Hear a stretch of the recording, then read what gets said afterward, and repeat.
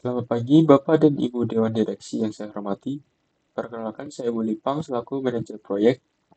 Pada kesempatan ini, saya akan memaparkan rancangan tata kelola, strategi siklus hidup, dan manajemen stakeholder untuk 3 proyek ini yang saya usulkan untuk dieksekusi.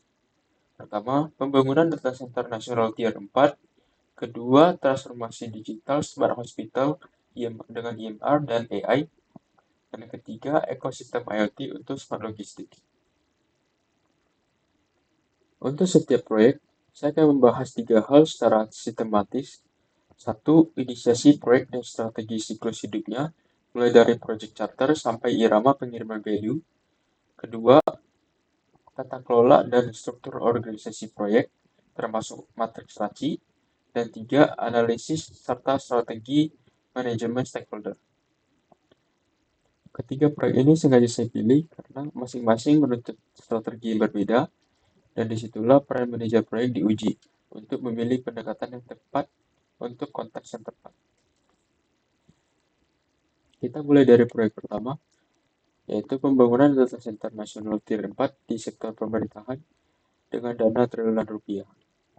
Bapak Ibu, proyek ini sedang menghadapi 2 krisis sekaligus di bulan keempat fase eksekusi, di mana Kementerian Pertahanan merilis regulasi baru tentang enkripsi perangkat keras yang berdampak besar pada biaya dan jadwal. Dan di saat yang sama, vendor sistem pendingin meminta perpanjangan 2 bulan karena kendala rantai pasok global. Izinkan saya menjelaskan bagaimana kami mengendalikan situasi ini. Pertama, Project Charter. Tujuan proyek ini adalah membangun dan mengoperasikan data center tier 4 nasional dengan target uptime 99,995%. Patuh penuh pada regulasi keamanan data negara, termasuk regulasi enkripsi perangkat keras terbaru dari Kemenhan. Serah terima fasilitas tersertifikasi dalam batas waktu dan anggaran yang disetujui steering committee. Masalah utama proyek ini adalah data instansi pemerintah tersebar di banyak fasilitas berstandar rendah, yang dimana rentan gangguan, tidak efisien, dan sulit memenuhi standar keamanan negara. Untuk value yang kami targetkan adalah kedaulatan dan keamanan data nasional, konsolidasi infrastruktur lintas kementerian, dan efisiensi belanja TI pemerintah jangka panjang. Untuk kriteria keberhasilannya, yang pertama, lulus sertifikasi tier 4 dan audit keamanan Kemenhan atau BSSN, termasuk enkripsi hardware. Kedua, penyelesaian dalam baseline jadwal dan biaya revisi yang disahkan CCB. Dan yang ketiga, zero temuan mayor pada commissioning. Untuk proyek ini, saya meletakkan pendekatan prediktif atau waterfall. Alasannya, pertama, skop dan spesifikasi fisiknya seperti gedung, server, pendingin presisi sudah terdefinisi lengkap di awal. Ketidakpastian teknisnya rendah karena teknologi data center sudah matang. Kedua, risiko domain proyek ini bukan teknis, melainkan kepatuhan dan pengadaan. Dan risiko seperti ini paling baik dikendalikan dengan baseline, kontrak, dan dokumentasi formal. Lalu bagaimana dengan dua krisis tadi? Regulasi enkripsi Kemenhan tidak kita tolak dan tidak kita telan mentah-mentah. Ia masuk lewat pintu resmi Integrated Chain Control. Dianalisis dampak biaya dan waktunya, lalu didanai dari kontingensi reserve. Sementara keterlambatan vendor pendingin kita mitigasi dengan resequencing, jadi pekerjaan lain yang tidak bergantung pada pendingin kita majukan, sehingga 2 bulan itu tidak sepenuhnya menjadi keterlambatan proyek. Irama pengirimannya adalah single delivery, dan ini memang tepat untuk infrastruktur kaku. Ini penuh dirasakan pengguna saat go live pasca sertifikasi tier 4 ketika migrasi tenan pertama dimulai. Namun sebelum itu, Dewan tetap menerima value berupa kepastian acceptance formal di setiap stage gate dari konstruksi sampai sertifikasi. Konsekuensi dari pendekatan prediktif adalah structure governance. Steering komite lintas kementerian bertemu bulanan dan menyetujui setiap stage gate. Semua perubahan scope hanya lewat satu pintu, yaitu Change Control Board. Dan perhatikan Bapak Ibu, saya mengusulkan perwakilan Kemenhan duduk di dalam CCB supaya regulasi berikutnya tidak lagi menjadi kejutan. Pada bagian organisasi ini, garis komando jelas, yaitu steering komite berada di puncak. Kemudian manajer proyek sebagai otoritas pelaksana harian membawahi tim sipil ME, tim IT, dan tim IT infrastruktur, dan tim kepatuhan. Kotak putus-putus adalah peran eksternal, seperti vendor pendingin, vendor server, dan auditor. Ini matriks saji untuk 5 aktivitas teknis krusial. Beberapa yang ingin saya soroti yaitu pada implementasi enkripsi hardware. Tim kepatuhan adalah responsible dan saya selaku PM accountable. Pada analisis change request regulasi, saya yang responsible menyiapkan analisis dampaknya, tapi accountable-nya ada di sponsor melalui CCB, karena keputusan sebesar itu harus di level dewan. Matriks ini patuh mutlak pada aturan Ahmad Raci. Setiap aktivitas punya tempat 1A dan minimal 1R, tidak ada tanggung jawab yang menggantung. Dari sisi stakeholder, kami mengidentifikasi 6 pihak kunci yang paling menentukan, yaitu Kemenhan sebagai regulator eksternal dengan ekspektasi kepatuhan mutlak, dan vendor pendingin yang saat ini mengharapkan perpanjangan waktu tanpa penalti karena khawatir terhadap reputasi dan sanksi kontrak.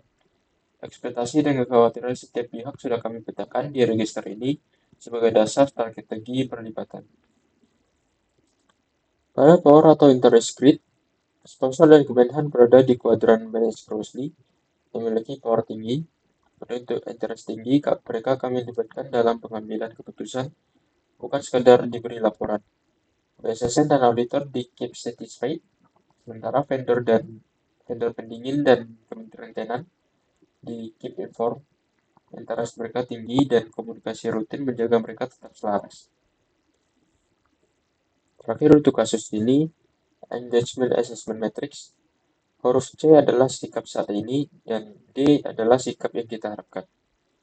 Fokus utama saya adalah vendor pendingin yang saat ini resisten.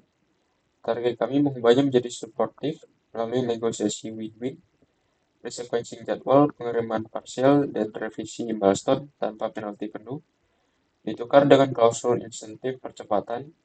Vendor terhindar dari penalti, proyek terhindar dari keterlambatan fatal. Sementara Kemenhan yang saat ini netral kita ubah menjadi pendukung dengan mengundang mereka masuk CCB dan workshop teknis bersama. Proyek kedua, transformasi digital smart hospital, sistem EMR, dan AI diagnosis di rumah sakit swasta. Tantangannya berbeda total dari kasus pertama, Bapak Ibu. Instalasi server tertunda dan yang lebih kritis, para dokter spesialis senior terang-terangan menolak. Prototipe aplikasi UI dianggap rumit, membuang waktu konsultasi, dan mereka lebih percaya catatan kertas. Ini bukan masalah teknologi, ini adalah masalah manusia.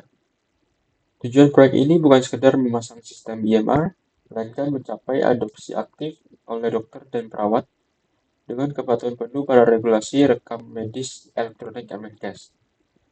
Business case-nya rekam medis kertas lambat, rawan hilang, dan rawan human error. Bila yang kita kejar yaitu waktu administrasi klinis turun, kualitas diagnosis meningkat dengan AI sebagai second opinion, dan data pasien terpusat serta aman. Kriteria suksesnya saya buat terukur dan berpusat pada adopsi. Minimal 80% dokter aktif menggunakan EMR dalam 6 bulan. Waktu administrasi turun minimal 30%. Zero data loss saat migrasi dan lulus audit kepatuhan. Untuk proyek ini saya memilih pendekatan hybrid. Alasannya proyek ini berisi 2 sifat pekerjaan yang berbeda. Infrastruktur server scope-nya jelas, itu kami jalankan prediktif. Tapi aplikasi EMR dan AI penuh ketidakpastian. Operasi AI belum pasti dan penerimaan UI oleh dokter tidak mungkin dipastikan di awal. Maka sisi ini kami jalankan adaptif dengan Scrum sprint 2 mingguan. Justru karena risiko terbesar proyek ini adalah persistensi dokter, iterasi UX bersama pengguna dalam mitigasi utamanya. Bukan pelatihan sekali di akhir proyek. Yang penundaan server tidak menghentikan kami. Pengembangan aplikasi berjalan di lingkungan cloud staging sementara. Drama pengirimannya multiple deliveries. Minggu pertama dirasakan cepat melalui pilot di satu poliklinik rawat jalan. Lalu modul demi modul menyusul seperti rawat inap, penunjang, hingga AI diagnosis. Setiap 2 minggu ada demo ke dokter dan masukan mereka langsung mengubah backlog. Tata kelolanya juga hybrid. Jalur infrastruktur memakai stage gate yang ketat. sedangkan tim aplikasi diberi self-governance ala Scrum dengan satu inovasi penting seperti posisi product owner klinis dijabat oleh dokter champion, sehingga prioritas fitur ditentukan oleh orang yang memahami dunia klinis, bukan hanya orang IT. Di bagian ini, direksi sebagai sponsor di puncak, saya sebagai PM sekaligus Scrum Master mengoordinasikan jalur dan perhatikan dokter dan perawat kami tempatkan resmi di struktur sebagai mitra uji coba. Pada ranci 6 aktivitas kunci ini, yang ingin saya tekankan yaitu untuk desain UI UX dan pelatihan model AI, accountable-nya adalah produk orang klinis, bukan saya. Dan pada UAT prototype, dokter senior justru menjadi responsibel. Mereka adalah pengujinya. Ini sengaja saya lakukan karena kepemilikan klinis atas produk adalah kunci adopsi. Aturan emas tetap terjaga, yaitu 1A per aktivitas. 6 stakeholder kunci teridentifikasi. Yang paling kritis tentu dokter spesialis senior. Ekspektasi mereka konsultasi tetap cepat dan otonomi klinis terjaga. Kekhawatiran mereka yaitu UI menyita waktu dan AI menggantikan penilaian klinis mereka. Kekhawatiran ini valid dan harus dijawab, bukan diabaikan. Ada pula pasien dan Kemenkes di sisi eksternal dengan isu privasi dan kepatuhan.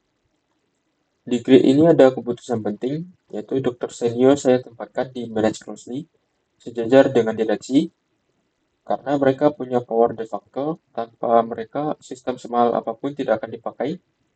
Kemenkes di keep satisfied, perawat dan pasien di keep informed, vendor server cukup dimonitor. Nah, inilah jantung strategi kasus ini. Dokter senior dari sistem menjadi suportif. Taktik spesifiknya 1. Co-design. Dokter kami jadikan sebagai desain partner, bukan objek pelatihan. 2. AI diposisikan tegas sebagai second opinion, bukan pengganti diagnosis mereka. 3. Quick win yang langsung terasa, yaitu fitur voice to text dan template show yang membuka jumlah klik dan menjawab langsung keluhan yang membuang waktu. 4. Kami tunjukkan data hemat waktu dari klinik pilot, berikan bukti yang berbicara. Dan 5. Pendampingan satu-satu bukan pelatihan maksal. Dengan direksi yang kami dorong dari supportive menjadi leading, hadir di demo sprint dan town hall, perubahan ini menjadi gerakan organisasi, bukan proyek IT semata. Proyek ketiga yaitu ekosistem IoT untuk smart logistics. Keunikan proyek ini yaitu saya harus mengelola dua dunia sekaligus, instalasi ribuan sensor fisik di truk yang rencananya sudah pasti, dan dashboard analitik lain yang kebutuhannya terus berubah-ubah. Tujuannya yaitu sensor suhu dan lokasi terpasang di seluruh armada sesuai rollout per batch, dan dashboard analitik yang berevolusi mengikuti kebutuhan klien. Business case-nya hari ini kita tidak punya visibilitas real time, kerusakan call change baru ketahuan setelah terjadi, memicu klaim dan menggerus kepercayaan klien. Bedanya, klaim kerusakan turun dan transparansi penuh bagi klien menjadi nilai jual baru perusahaan. Kriteria suksesnya, sensor aktif di 100% armada dengan keandalan data minimal 99%. Dashboard MVP dipakai aktif klien utama, dan klaim kerusakan turun minimal 25% dalam 6 bulan. Pendekatannya hybrid 2 jalur hardware seperti pengadaan dan instalasi sensor berjalan prediktif dengan rollout per batch, karena rencananya sudah jelas sejak awal. Jalur software seperti dashboard berjalan adaptif dengan Scrum, karena kebutuhan klien berubah-ubah. Dua jalur ini disatukan oleh satu dependensi. Dashboard hanya bernilai jika data sensor mengalir, maka integrasi menjadi milestone bersama. Iramanya periodik untuk hardware, continuous untuk software, dan inilah poin pentingnya Bapak Ibu. Value pertama dirasakan klien saat batch fitur pertama tampil live di dashboard MVP tanpa menunggu seluruh armada selesai. Fitur analitik lanjutan menyusul rilis demi rilis setiap sprint. Tata kelolanya hybrid dengan satu program board sebagai payung. Jalur pengadaan diawasi lewat kontrak dan milestone review per batch. Jalur dashboard diberi self-governance Scrum. Di bagian saya sebagai PM program menjadi integrator 2 jalur, Di kiri PM hardware dengan tim teknisi dan vendor sensor. Di kanan Scrum Master dan Product Owner dengan tim developer dan klien sebagai mitra feedback. Perwakilan sopir juga duduk di forum review karena suara lapangan harus terdengar formal. Kemudian ini 6 aktivitas kuncinya. Sorotan saya pada UAT dashboard, klien menjadi responsibel karena mereka lah penguji sesungguhnya, dan pada sosialisasi sopir, accountable-nya adalah sponsor sendiri, yaitu direktur operasional, karena perubahan budaya kerja lapangan butuh otoritas tertinggi, bukan sekadar tim proyek. 1A, peraktivitas dan aturan emasnya tetap terjaga. Dari 6 stakeholder, yang paling sensitif adalah sopir dan kurir. Kekhawatiran mereka bukan soal teknologi, tetapi merasa diawasi dan data dipakai untuk menghukum. Kita sudah melihat di kasus serupa, kurir bisa mematikan GPS jika merasa dimata-matai. Kalian mengharapkan transparansi real-time. Manajer armada khawatir soal downtime truk saat instalasi. Sponsor dan klien utama di manage closely. Manajer armada di keep satisfied dan sopir secara individu powernya rendah. Sehingga secara teori cukup keep informed, tetapi secara kolektif mereka bisa menggagalkan seluruh adopsi. Karena itu pelibatan sopir kami perlakukan sebagai prioritas strategis melampaui posisi kuadrannya. Sopir dari sistem menjadi suportif. Taktik spesifiknya 1. Transparansi tujuan. Sensor adalah alat keamanan dan bukti kinerja. Misalnya, bukti bahwa keterlambatan terjadi karena kondisi jalan, bukan kelalaian mereka. 2. Kebijakan tertulis yang ditandatangani manajemen. Data sensor tidak digunakan untuk sanksi. 3. Perwakilan sopir dilibatkan sejak pilot. 4. Insentif positif, yaitu bonus on time yang justru dibuktikan oleh data sensor. Sensor berubah dari alat pengawas menjadi alat pembela mereka.